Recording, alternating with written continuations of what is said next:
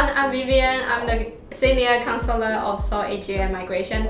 Today we welcome our client, Connie. Hi, hello everyone. Can you tell us a little bit about your background? So my name is Connie, of course, and I'm working as a software engineer now in one of the developed company here. And yeah, that's it. So just to give you a little bit background about Connie, she came from Taiwan. And what did you study in your home country? So I was studying English literature before, nothing to do with IT at all. But after graduation, I joined a technology company and I work as a product management. Before getting a job in Taiwan, I was working holiday here in Australia. And during that time, I really like Australian culture, environment, and the lifestyle here. And many of my friends who I met during that time, they stay in Australia.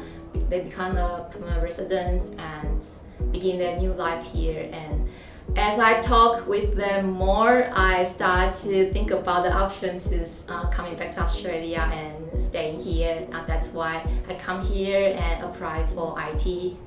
Just for my career transition. Yeah, so you literally transferred from the English literature to IT. Yes. What was the difficulty for a non-IT related background person?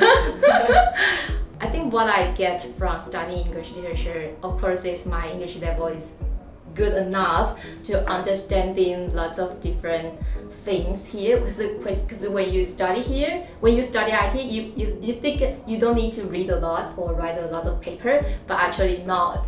You have to, because there are the most of the topic like AI or blockchain, they are all very deep topic, and the article might involve a lot of difficult terms, difficult technology, whatever.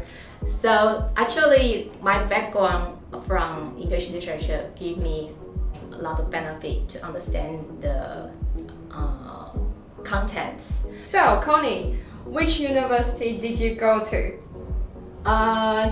So I studied Master of IT in QUT. QUT. Yeah, it's a course open for non-IT background students, which is good for me. They provide very good fundamental units for you to get into like computer science or network or security or anything related to IT. So you can basically the first year you learn fundamental stuff, and then after that you choose one major.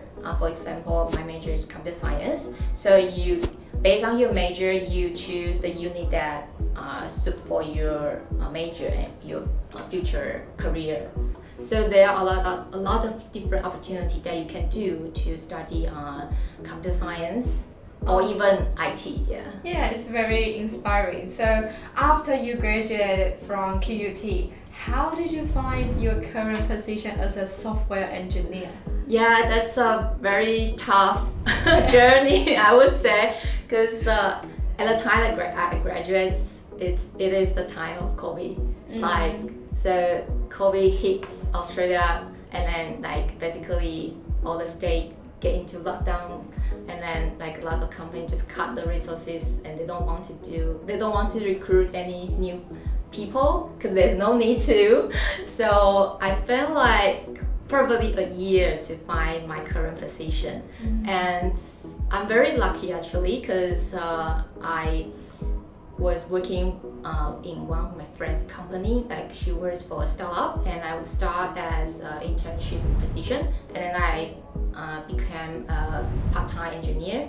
And then after that, another friend of mine just say their company has a graduate position, do you want to try to apply? And I was just like, okay, let's give it a try. And then I applied that after 3 rounds of interview, and then I got the position. So I work till now. So I would say all the IT students, if you have the opportunity to be in a group project, which you will be during your study, so be good, be honest, be working hard on the project, so your classmates will have good impression on you, and whenever they have opportunity, they will think about you. Oh, so those friends from they gave you the opportunities Yeah. that are from the QUT My group, QUT so they are classmates. Yeah, Wow. basically they are all like people who I work as a group project, as a team, so they know myself, like how I can do, how I can help for them, and then they know that what kind of person I am, so they are willing to refer me or willing to introduce me to their company. Wow, that's a really good point. So connection, study a lot, but also make friends. Yeah. Yeah, it's very important. Yeah. So I like group projects because in a group you probably have three Or four based four on the classmates, project right? size. Yeah. And then you can see who is the laziest one, and who is the smartest one, and who is always be silent in the group, just listening. So you can define people by how they do their job. And then that's how Connie is. She's open-minded and she's working hard, and then she got the opportunity to different companies. Yes, I think just no matter what kind of people you work with, just be the best of you.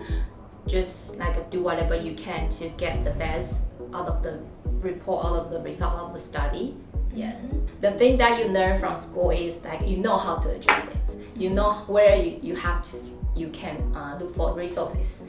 You know where to find a solution when you have problem, things like that. So I think study still, although like the course, of course, or the programming they teach you will not always fit the need of the industry. But I think the soft skill or the attitude or the experience that you get from studying is still very valuable. Very valuable. Yeah. It's really good. And now Connie, it's been through the state nomination process, and then of course PR options. That's what we are good at, and we're helping you guys to plan for your future if you want to stay in Australia permanently. Yes. And Connie did a lot of homework. She reached the highest English proficiency. So you reached the superior level, right? It tried to. Yeah. And that took her a lot of money and time to do the exam, Tough journey as well. Yeah, and also she did some extra work about the NATI translation to get extra 5 points, and of course working in Australia to get extra 5 points as well. Yeah. So in short, she did a lot of homework, and of course she's been through a lot, so that's why she's been with us for a long time. When was your first arrival in Australia? I think it's 2018. 2018, that was 5 years ago. Not too bad. Not too bad, yeah. I've been with SOAR since like I was a student here. They helped me apply for my student visa, and after graduate, they helped me get through all the application process. Like they told me like which way is the best, and then what I can do. Even like after my graduate visa is going to expire, they also provide me some option that I can do. Like we have COVID visa here that I can extend my stay in Australia while I'm waiting for getting nominated by the state government or Australia government. So yeah, I think it's good. Always good to reach out to the professionals because they always know something that you don't. But it's also important that you yourself do enough research and homework. That's really true. Yes. Yeah, it's more like to myself, it's more like we are cooperating with each other. Yes. And of course, I will think the best solution and the best pathway for my clients. And Connie does her part. I do my part, and then we cooperating together. Yeah, you get the best result of that. Yeah, so thank you so much for No sharing, worries. and we hope to get more questions from you guys. Remember to subscribe our channel, like our video, and share. Okay, thank you, Connie. Thank you. Thank you. See you next time.